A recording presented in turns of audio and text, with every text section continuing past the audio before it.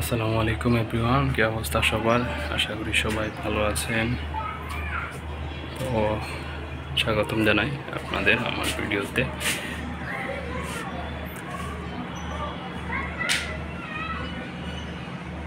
প্রচণ্ড গরম, এই গরমের মধ্যে আপনার কী কী করা উচিত সেই ব্যাপারে কিছু বলবো আপনাদের। অবশ্য আমি এ ব্যাপারে এত অভিজ্ঞ না, ডক্টরও না যে আপনাকে সাজেস্ট করব। জাস্ট আপনাদের বলে যাতে না যান, যেটা করা উচিত সেটা বলবো আর কি। বেশি বেশি করে পানি খাওয়ার চেষ্টা করবেন।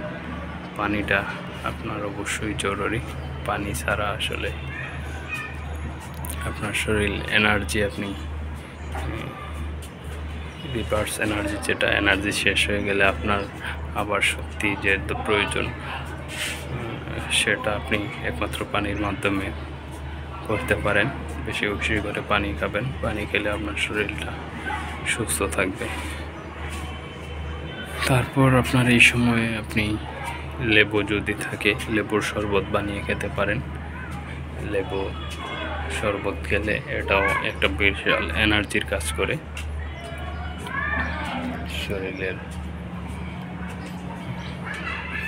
শরীরটা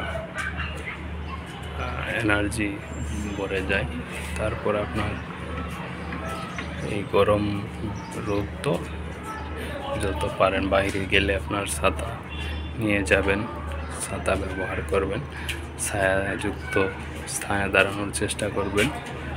তো হিট স্ট্রোক নামে একটা ব্যাপার আছে, গরমে তাপমাত্রার কারণে সেটা হয়ে থাকে। তো এটা থেকে বাঁচার জন্য আপনার এই একটু ছায়াযুক্ত স্থানে থাকবেন, যাতে তাপমাত্রা কম লাগে। তারপর পানি বেশি বেশি খাওয়ার চেষ্টা করবেন, তাহলেই আপনার একটু সুস্থই অনুভব করবেন। আমাদের দেখা যায় যে বর্তমান যে অবস্থা শরীরে, আমরা সহজেই অসুস্থ হয়ে যাচ্ছি।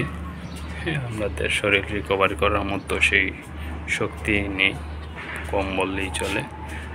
তাই আমাদের যত সচেতন হয়ে চলা যায় সেই দিকে আমরা খেয়াল রাখব। তাই আসুন নিজের যত্ন নিই, পরিবারের যত্ন নিই। ছোটো বাচ্চারা যারা রয়েছে তাদের শরীর পরিচর্যা করি। এতে করে তারা